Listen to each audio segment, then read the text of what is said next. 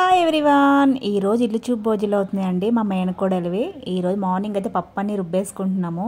నేను కొన్ని ఏదైనా గుర్తుండాలని చిలిపి పనులు చేస్తూ ఉంటాను. లాస్ట్లో అయితే పెళ్లి కొడుకి టమాటా బూర అయితే వేసి అయితే పెడతామండి. పెళ్ళి అంటేనే సందడి కదండి, ఆ మాత్రం అడవుడి చేయాలి. వీరేమో వద్దు ఏమని అనుకుంటారన్నారు. ఏం కాదని చెప్పాను నేను.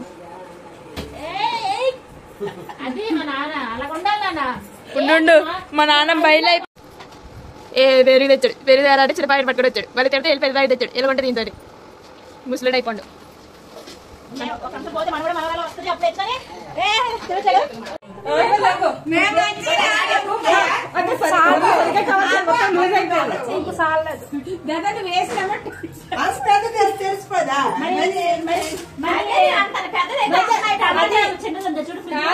ముక్కలు చేసేది